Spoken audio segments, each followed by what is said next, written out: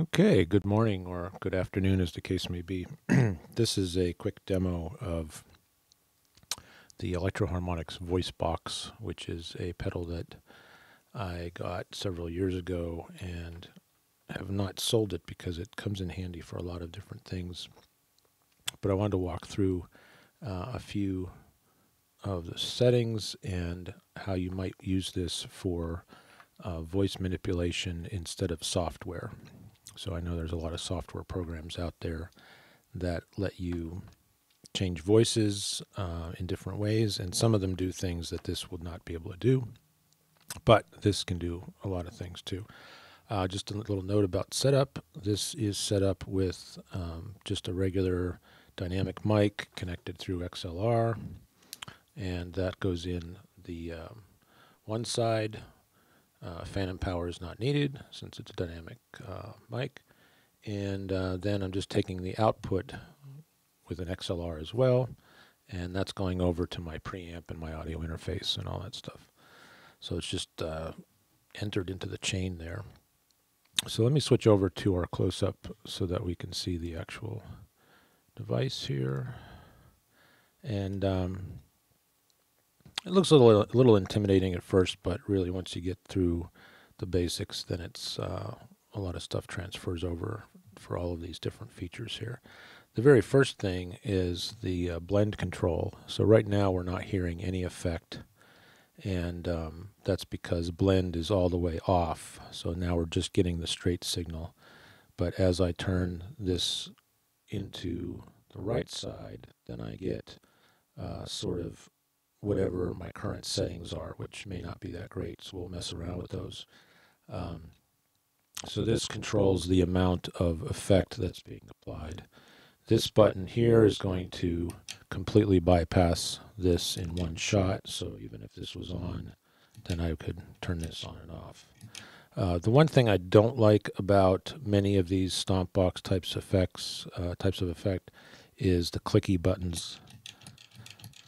So if you're doing something where you're working in an acoustic environment and you have ambient mics up, let's get this out of the way, that click can be annoying. But if you're working in a studio environment, that may not be a problem for you, where you're not working with open mics. So this is on. We're going to leave it on, and we're going to leave this about, let's say, halfway. The next control on here are two different reverbs, two different reverb controls. So the first reverb is going to apply a reverb to the dry signal coming in. So think of that as two different signals now that we can process. The dry signal, which is, think of it as all the way over here, and then the wet signal, which is over here. So we can provide reverb to each of those independently. Because of how this is going to eventually build up here, a lot of times I will apply it there, but you can also apply it to the harmony, which adds additional texture. But after a while, this can really build up and then make it so that it's not really intelligible, unless that's what you're going for. Now, I'm going to back off the reverb for the harmony for right now. And the real power of this pedal comes in these two buttons here. Two dials, and that's the gender bender and the voice mix. So if I start, I'm going to accentuate this a bit by adding some more effect, and then I'm just going to work through this movement here with the gender bender. So now I can go from really dark to really more chipmunky. If I blend further into this effect, I can be, maybe I'm a troll and I want to steal your gold when you cross my bridge. So something like that. And then because this control here, the voice mix is down low, we might get a different effect if we come up out of that. So there's a little bit more control over how much of this gender bender thing is working. Okay. So that is all just on this one setting here for low harmony. So this is really designed for somebody that wants to sing and have harmonies along with them, or use this other input to affect the vocal in some way with an instrument, which is really just the vocoder setting. But for our purposes, we're going to switch over to the next harmony setting here. Now this button here has a couple different functions. One is that it scrolls through, this is actually a button and a dial. This scrolls through the options here, but it's also a button that lets you set up the preset for whatever you have setting, or whatever your current settings are. So I can make whatever's here a preset. This preset light goes on, so now I have the settings that these are on is saved so that I can easily recall that later. I tend to actually not even use that. Almost every time I pick this up, I'm modifying it differently. The settings are easy enough to go through that I don't need to really worry about presets. And I find that the way the preset functionality is set up on here, it's not as intuitive to me. This button would bring back that preset that we had set. So I guess it could be useful, but I don't use that. If we go to high harmony, we're going to go really chipmunky here.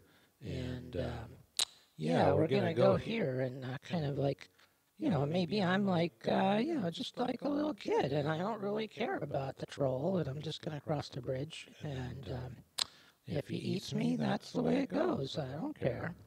So that's the high harmony, and then from here it just kind of goes different variations. Different variations here. Let's see. And again, you can apply the reverb to the harmony alone, but it gets really muddy. I think it gets too muddy when it's like that. And you may not want any reverb at all if you're going to process further down the line. Then we just look at some of these other ones. This one gets a little bit more, let's go down here. Yeah, that could be weird. Ooh. And of course, if you do sing into it, you're going to get some harmonies going on.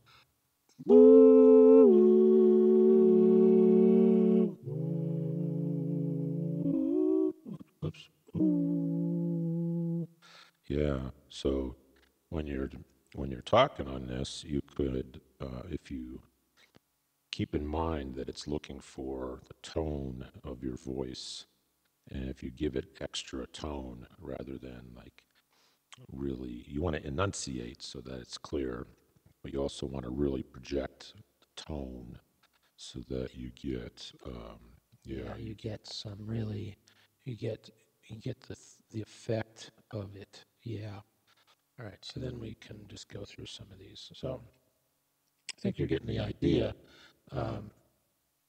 I've used this on a number of projects for this, with this exact kind of purpose. And I've also run saxophone through this, which is a lot of fun. And let's see. Here, this setting's a little bit different. This one doesn't have harmonies. It's just octaves, but that can be very effective if you're trying to get down here, and you're trying to get down here, and you're trying to get up here, and then of course if you move these as you're going through and using it, then you get some weird effects. So yeah, that's a lot of fun. Next to last, here's a whistle. So whatever it's taking, it's going to find a unison whistle about an octave or two higher. So if I sing into it or talk tonally, hey, I'd like to go to the mall so I can get a troll killing device. So when I cross the bridge and the troll comes after me, I don't have to worry about it so much. So yeah, I don't know where that came from. It's just improv. So I don't know if they sell such things at the mall. Next time I go, I'll check. So then this one here, vocoder, I'm not set up here to demonstrate that because I find that the vocoding option on this box is sort of an after effect, or I mean, I'm sorry, an afterthought. It does work. and of course you need another signal here to control it. But for this purpose, I think the strengths are these other things. Electro-Harmonix makes another device. It's an orange box that is specifically more vocoder oriented. I think this one came out first, and then not long after that the other one came out, and the other box is more vocoder specific. But I think this one does a good job and it's worth checking out. One thing I will note is that when I plugged this in, I did notice a little bit more background noise in my signal chain here, which isn't unusual, a little bit more static being introduced from this because you've got a device that's plugged in and it's acting as a sort of a preamp. So I might, in the preamp I have over here, I might reduce that level just to reduce the amount of noise that this is that's coming through, but it's going to add a little bit of color to your sound regardless because it's an extra piece in the chain. It does have phantom power on the side if you were using a condenser mic, and it does have an independent output for whatever instrument you have plugged in to impact the vocoder if you want to take that as a separate thing. Usually that's a guitar or maybe a bass synth or something like that. So that is the voice box, and I hope this was helpful, and I'll catch you later.